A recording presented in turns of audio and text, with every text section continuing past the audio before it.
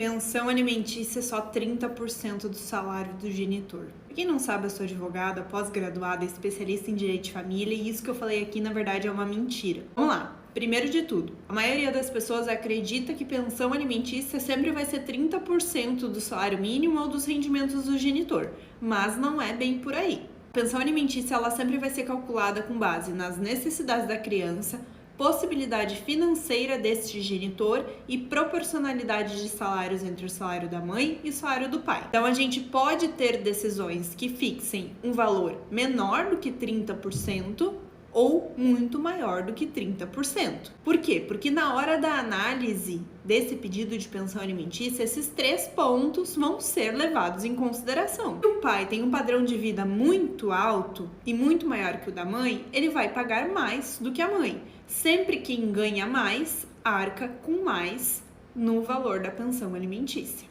Choquei aqui, né? Ademais, as necessidades das crianças precisam estar comprovadas dentro do processo. Não adianta entrar com pedido de processo de pensão alimentícia sem documentação. Não vai funcionar. Tu precisa comprovar os gastos do teu filho. Seja por meio de comprovantes, notas fiscais, planilha da pensão alimentícia, não sei. Precisa levar isso para dentro do processo de alguma forma. Outra forma muito importante de conseguir uma pensão alimentícia justa é conseguir documentação que comprove qual é a renda desse genitor, qual é o padrão de vida desse genitor, que ele esteja apto a arcar com um valor maior do que 30%.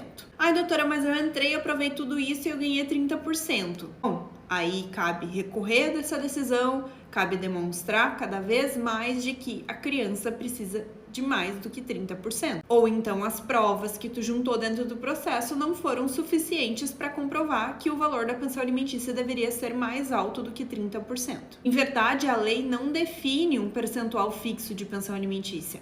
O que acontece é que muitas vezes o padrão do judiciário costuma ser esses 30%. Mas isso não é a regra, de forma alguma. Eu mesma já tive processos em que a pensão foi fixada em mais de R$8.000. Por quê? Porque o padrão de vida dessa criança era muito alto, as necessidades eram muito altas e o pai tinha a capacidade financeira de arcar com esse valor. Então vocês estão vendo como uma coisa vai encaixando na outra e como um processo é muito mais sobre provas do que sobre quem tem razão sobre o quê? Por isso que eu digo, sempre busquem uma assessoria jurídica especializada na área de direito de família para te auxiliar a conseguir uma pensão alimentícia justa para o teu filho. Caso contrário, tu corre sim riscos de acabar recebendo 30% do salário mínimo ou 30% da renda do genitor. Então, bora acabar com esse mito aí de que a pensão alimentícia é sempre 30% do salário mínimo, porque isso não é verdade.